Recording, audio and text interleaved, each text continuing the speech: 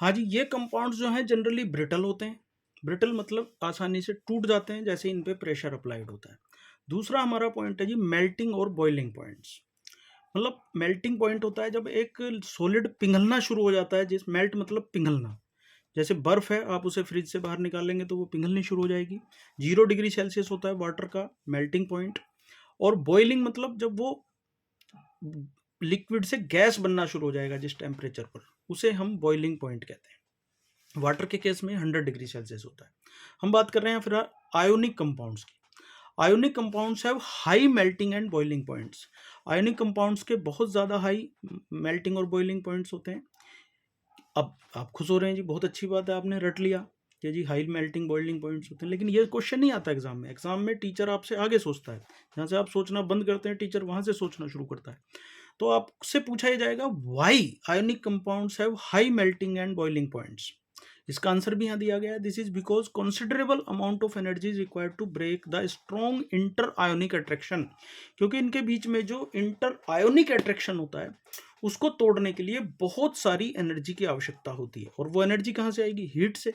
Heat की वजह से टेम्परेचर बढ़ेगा, तो इसलिए इनके हाई मेल्टिंग और बॉइलिंग पॉइंट होते हैं। सोल्यूबिलिटी की बात करेंगे, घुलने की क्षमता।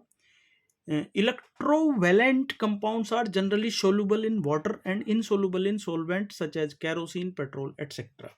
ये जितने भी आपने इलेक्ट्रोवेलेंट कंपाउंड्स पढ़े हैं, आयोनिक कंपाउंड्स को इलेक्ट्रोवेलेंट कंपाउंड्स भी कहा जाता है। ये एक अलग नाम आपको पता चल गया। ये जनरली पानी में और कैरोसिन पानी में घुल जाते हैं, सोलुबल होते हैं। एंड इनसोलुबल इन सोलवेंट, जैसे कैरोसिन या पेट्रोल में ये नहीं घुलते हैं। याद रहेगा, मतलब पानी में घुल जाते हैं, नमक पानी में घुल जाता है, लेकिन पेट्रोल में या कैरोसिन में ये नहीं घुलता है। ओके, तो नमक के एग्जाम्पल से आप समझ सकते हैं, नमक एक आयोनिक कंपाउंड है। कंडक्शन ऑफ इलेक्ट्रिसिटी, बिजली को ये कंडक्ट करते हैं नहीं करते हैं ये देखेंगे हम। The conduction of electricity through a solution involves the movement of charge particle। चूंकि इसमें चार्ज पार्टिकल्स होते हैं, इलेक्ट्रॉन्स एक जगह से दूसरी जगह मूव होते हैं, तो यहाँ पर a solution of ionic compounds in water contain ions. Ionic compound जो सॉल्यूशन होता है वो वाटर को आयंस कंटेन करता है वाटर में भी, which moves to the opposite electrodes when electricity is pass through the solution. तो जैसे ही सॉल्यूशन से आप इलेक्ट्रिसिटी पास करेंगे तो इलेक्ट्रिसिटी जो है वो एनोड से कैथोड तक रन कर जाएगी। इसका मतलब है कि ये गुड कंडक्टर्स होते हैं हीट और इलेक्ट्रिसिटी के। Ionic compounds in the solid state do not conduct electricity. Solid state में ये लोग इलेक्ट्रिसिटी कंडक्ट नहीं करते हैं। अब ये सवाल देखो पूछा जा सकता है, why ionic compounds in the solid state do not conduct electricity. तो इसका आंसर है जी, because movement of ions in the solid is not possible due to their rigid structure. क्योंकि इनका बड़ा रिगिड सा स्ट्रक्चर होता है, तो ऐसे में मूवमेंट जो है आयन का वो पॉसिबल नहीं होता। ये सिर्फ लिक्विड स्टेट में ही पॉसिबल हो पाता है। But ionic compounds conduct electricity in the molten state.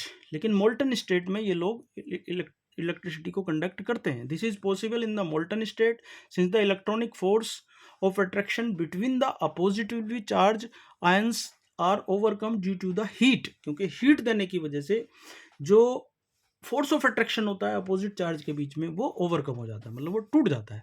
दस the ions move freely and conduct electricity. इस तरीके से देखा जाए तो आयंस जो हैं वो फ्रीली मूव कर सकते हैं और वो इलेक्ट्रिसिटी को कंडक्ट कर सकते हैं। इसे एक और बात से समझिए कि कोई भी चीज जो इलेक्ट्रिसिटी को कंडक्ट करेगी उसके लिए आयंस का मूव करना जरूरी है। भाई आपने लेटर भेजा यहाँ से कहीं पर, तो उस लेटर को कोई तो लेके जाएगा। जब तक वो लेटर को कोई ले जाने वाला ही पर्सन नहीं होगा वो जाएगा कैसे? चाहे वो एयर से जाएगा, ट्रेन से जाएगा, बस से जाएगा, ट्रक से जाएगा, बट कोई उसे मूव कराएगा तभी तो वो जाएगा। तो यहाँ पर हीट एंड इलेक्ट्रिसिटी को मूव कराने के लिए इलेक्ट्रॉन्स मूव करते हैं या आयंस मूव करते हैं, तो इसलिए ये गुड कंडक्टर्स ऑफ इलेक्ट्रिक होते हैं, क्योंकि ये आयोनिक कंपाउंड्स, इसीलिए इन्हें कहा जाता है। ठीक है जी, अब यहाँ पर दो क्वेश्चन आ जाते हैं आपके लिए। Right the electron dot structure for sodium, oxygen and magnesium. आप सोडियम का, ऑक्सीजन का और मैग्नीशियम का इलेक्ट्रॉन डॉट स्ट्रक्चर बना सकते हैं। आउटर मोस्ट शेल में कितने इलेक्ट्रॉन्स होते हैं उससे इलेक्ट्रॉन डॉट स्ट्रक्चर बन जाएगा। हिंट दे दिया मैंने आपको। Show the formation of Na2O and MgO by the transfer of electrons. Oxide, आपने सोडियम और मैग्नीशियम क्लोराइड तो बनाए, अब आपको ऑक्साइड्स बनाने हैं सोडियम और मैग्नीशियम के। तो हिंट इसने दिया हुआ है, सोडियम के 2 एटम्स लगने वाले हैं, ऑक्सीजन का 1 लगने वाला है, इधर मैग्नीशियम का भी 1 लगने वाला है, ऑक्सीजन का भी 1 लगने वाला है। तो इलेक्ट्रॉनिक डॉट स्ट्रक्चर जैसे ही आप ऊपर बनाएंगे सोडियम का और ऑक्सीजन का और मैग्नीशियम का, उसी में आपको इसके आंसर मिल जाएंगे, उसमें फिर मिला के आपको दोनों को लिखना है।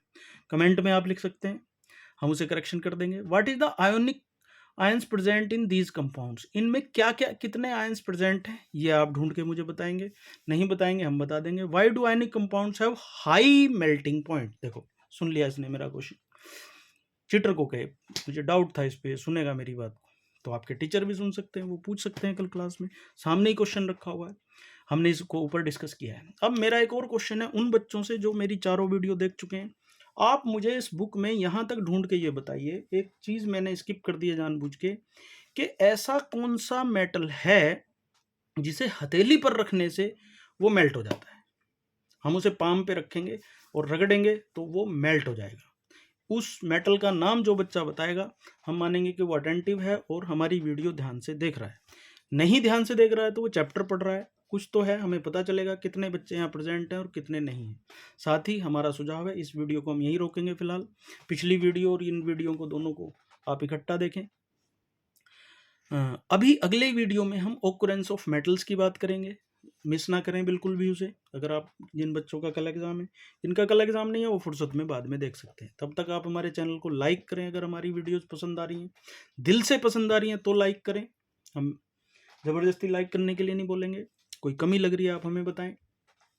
आप अपने फ्रेंड्स के साथ शेयर करें, क्योंकि इससे चैनल ग्रो होता है, चैनल ग्रो होता है तो हमारी एनर्जी बढ़ती है, हम टेक्नोलॉजी पे काम करेंगे, हम अपनी प्रेजेंटेशन पे काम करेंगे, बहुत सारी चीज़ें हैं जिन पे काम किया जा सकता है।